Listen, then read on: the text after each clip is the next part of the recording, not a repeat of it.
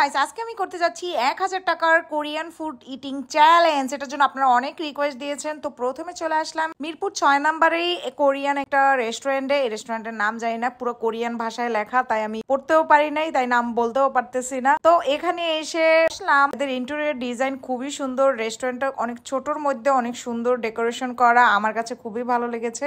Korean একটা vibe আছে। তো আমি মেনু দেখলাম, মেনু দেখে কোরিয়ান ফুড কি খাবো বুঝতেছি না, যাই দেখতেছি তাই অনেক এক্সপেন্সিভ। যা খেতে হবে আমার 1000 টাকার মধ্যেই খেতে হবে। বাট অবশেষে পেলাম কোরিয়ান রামেন। ওনাদেরকে অনেক রিকোয়েস্ট করলাম যে যেহেতু কোরিয়ান ফুড অনেক স্পাইসি হয়, আমাকে যেন একটু স্পাইসি কম দিয়ে দেয়। তো রেস্টুরেন্টে আসার পরে আমাদের দিল ওয়েলকাম টি।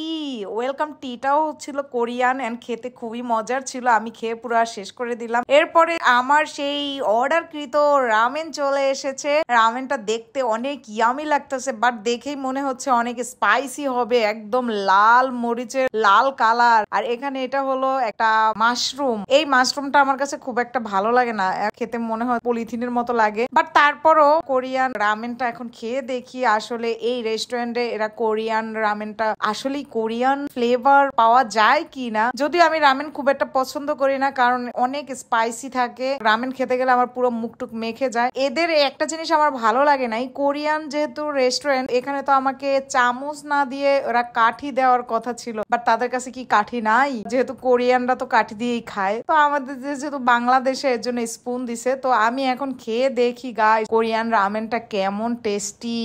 অনেক ঝাল, অনেক মানে এক্সট্রিম লেভেলের ঝাল ছিল। তারপরও আমি একটু একটু করে খেয়ে নিচ্ছি। আমি বেছে বেছে চিকেন খাচ্ছি। আসলে কোরিয়ানরা কাঠি দিয়ে কিভাবে খায়? কাঠি দিয়ে না হয় নুডলস গুলো উঠে উঠে খাওয়া যায়, বাট স্যুপটা আসলে কোরিয়ানরা কাঠি দিয়ে কিভাবে খায় এটা আমার আসলে জানার খুব ইচ্ছা। কেউ যদি জানেন অবশ্যই ভিডিও লিংক কমেন্টে দিয়ে দিবেন। এই রেস্টুরেন্টের রামেনটা আমার কাছে খুব একটা ভালো লাগে নাই। ভালো না লাগলেও কি করার আছে, আমার তো 400 টাকা গন। রামেনটার দাম ছিল 400 টাকা। তো আমার 1000 টাকার 400 টাকা যেহেতু শেষ হয়ে গেল, আমার অনলি 600 টাকা আছে। বাকি খাবারগুলো আমার কোরিয়ান খাবার খেতেই হবে। বিলটা দেখে আমার মনটা খুবই খারাপ হয়ে গেছে। আমার 1000 টাকা থেকে 400 টাকা গন। তো এখন আমি খুঁজতে খুঁজতে আর একটা কোরিয়ান রেস্টুরেন্টে চলে আসলাম। এই রেস্টুরেন্টের নামও পুরো কোরিয়ান ভাষায়, আমি আসলে পড়তে পারলাম না। বাট এই রেস্টুরেন্টের এনভায়রনমেন্টটা খুবই সুন্দর, পুরো কোরিয়ান ভাইব নিয়ে আসছে। স্মুথ লাইটিং এন্ড অনেক সুন্দর সুন্দর শোপিস রাখা, তাও মনে হয় কোরিয়া থেকে নিয়ে আসছে। যাই হোক, কোরিয়ান রেস্টুরেন্ট গুলোতে এই 3 ধরনের সস থাকবেই। আমি একটা সস দেখতেছি, আপনাদেরকেও দেখাচ্ছি। তো এই রেস্টুরেন্টে এসে আমি অর্ডার করলাম কোরিয়ান সুশি। সুশি খেতে আমার খুব ভালো লাগে। যখনই বাফেটে খাই, বাফেটের সুশি গুলা একদমই ভালো লাগে না। তো এই সুশিটা কেমন হয় একটু খেয়ে দেখবো। বাট গাইস আসলেই অসাধারণ টেস্ট ছিল।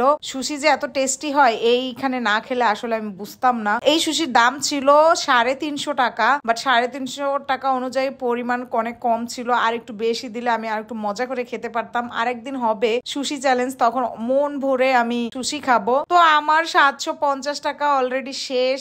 এখন আছে আমার কাছে অনলি 250 টাকা। 250 টাকা এই রেস্টুরেন্টে কোরিয়ান কোনো ফুড নাই। তো এই রেস্টুরেন্ট থেকে চলে আসলাম সেই প্রথমে যে রেস্টুরেন্টে খেয়েছিলাম ওই রেস্টুরেন্টে চলে আসছি। এই মিরপুর 6 নম্বর এলাকাতে আর কোরিয়ান রেস্টুরেন্ট নাই। তো এইখানে এসে আমি কোরিয়ান রাইস ডিশ অর্ডার করলাম। এখানে আছে চিকেন, ডিম এন্ড রাইস। তো খেয়ে দেখি কেমন। চিকেনটা একদমই ভালো লাগে নাই। এটার দাম ছিল 250 টাকা। চলি অনেক খাবার খেয়েছি তো তাই হয়তো বা টেস্ট লাগতেছে না, বাট বাজে রিভিউ দিতে চাচ্ছি না। আমার কাছে ওভারঅল টেস্টটা কম লাগতেছে। সো গাইস, এই ছিল আমার 1000 টাকার কোরিয়ান ফুড ইটিং চ্যালেঞ্জ। এরপরে কি চ্যালেঞ্জ দেখতে চান অবশ্যই কমেন্ট করে জানাবেন and subscribe me. Bye by.